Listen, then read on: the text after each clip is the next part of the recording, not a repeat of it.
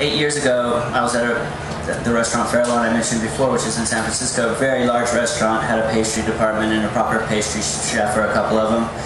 And I said, oh, I came up with this great pastry idea. What do you think? And the pastry chef said, oh, I don't want to do that. People are going to laugh. It's going to be, they'll think it's funny. And I said, yeah, but people will remember it. Like, what else do they remember? They don't remember, you know, any other dessert that you've done, or maybe they'll remember it for a year or two if it's amazing, but like if they laughed at it, they remember it forever. And he's like, no, it was very serious, and he didn't want to do it. And I said, oh, okay, maybe it was a bad idea. But then when I moved to Australia, I ended up getting my own restaurant, which was, it was called Dish. It was in Newport. It was pretty popular for a few years, and I had to come up with my own pastry dishes at that time because it was small and I didn't have a pastry chef. So I said, okay, I can use this idea now. Let's see how it goes. So it's become a big hit, and even lately it's become even bigger hit. And people laugh all the time. And you may or may not have seen them moving around the place yet, but yeah, they're very memorable. And I think if I get remembered for anything, it is probably going to end up being this panna cotta. I just worked it out. So, it's a little bit risque. Some people think so. Yeah. I think it's just a great dish, and if you think anything like that, it's because it's in your head. Yeah. Pick your favorite mold, whatever you want to mold it in. And that is also where the fun part really comes in, and you'll see when you see mine, if you haven't yet. That's where I had the most fun figuring out which mold to use. This is the one I actually used, so if you want to try to do mine, that's what you got to find. Good luck. Took me quite a bit of time to find that. It probably wouldn't be as hard to find a couple as it would be to find 400 like I had to find. That was the trick. But there's a place in Melbourne that makes them if you want to try it. The reason I started out with this was there's another legend that I love, which is that the original old-fashioned champagne glass, not the flat flute, was modeled after Josephine of Napoleon and Josephine's breast. So I said, that's cool. I want to make the panna cotta out of that.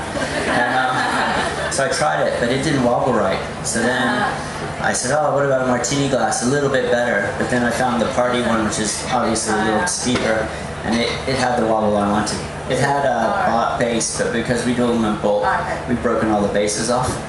And then we, thousands. It would take, if with the bases, because they're also, they'll tip.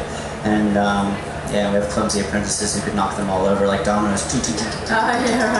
There goes 1,000 panna cottas. And as soon as they hit anything cold, like the cool room floor, they turn to gelatin right there, bam.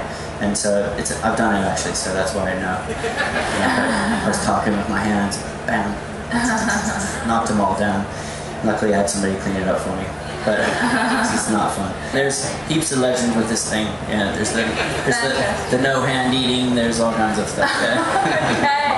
Though I did have some sexual innuendo in the planning of the dish, I never really saw it as a breast or whatever people might think.